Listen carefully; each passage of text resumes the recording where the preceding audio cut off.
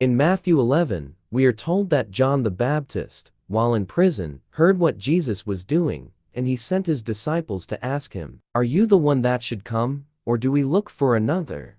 Matthew 11 verse 3. I find this strange, because in Matthew 3, verse 13 to 15, and Luke 3, verse 1 to 21, it is John who baptized Jesus, and he acknowledged him as the Christ. How come now he sends his disciples to confirm if he who he baptized is the one, or there is another coming? Did he doubt Jesus? We are not told why John did this, but Jesus' answer was very interesting. He did not answer yes or no. He pointed John's disciples to his works and his teachings. When asked by John's disciples if he was the one, we are told in Luke 7 to 21, that very hour he cured many of infirmities, afflictions, and evil spirits, and to many blind he gave sight. He did this before. He answered, and said to them, "Go and report to John what you have seen and heard.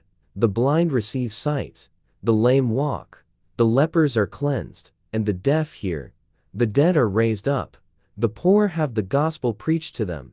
Luke 7:22. There is a lesson we can learn here. There will be prison seasons in our lives. John was in prison when he sent his disciples to Jesus. We also go through some prison seasons, prisons of debts, addictions, sickness, broken relationships, financial woes, etc. There will be doubts. John, while in prison, wondered if Jesus was the Christ, yet John is the one who baptized him and introduced him to the world. We may be born again and spirit-filled, and testified of Jesus to those who may not know him. And then we go into a prison of debts, addictions, sickness, broken relationships, financial woes, and we begin to question the God that we once introduced to other people. In response, Jesus performed many miracles that very hour before he responded to John's disciples. By witnessing the blind receiving sight, the lame walking, the lepers cleansed, the deaf hearing,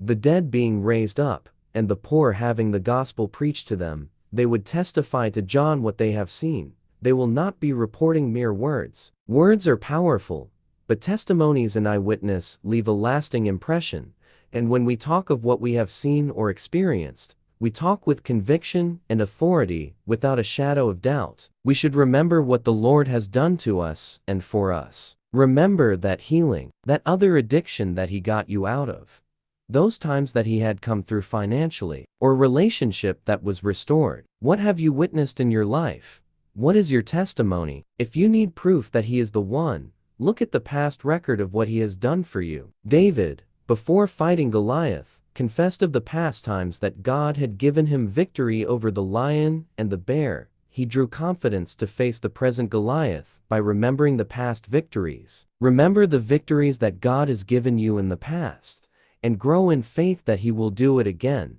and in an even bigger scale than the past. Psalm 77, verse 2 and verse 10 to 12 says, "In the day of my trouble I sought the Lord. My sore ran in the night, and ceased not. My soul refused to be comforted. And I said, This is my infirmity, but I will remember the years of the right hand of the Most High. I will remember the works of the Lord.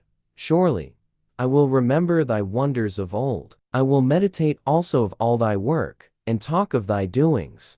Has the Lord broken you out of a prison in the past? He will do it again, regardless of whether the current prison is out of your own doing or not. He is not judging you. While in that prison, remember the past prison breaks, praise him and worship. As you do so, you are growing in faith and character, and in the meantime, he is orchestrating your prison break. Don't be offended, don't doubt. He is working on it,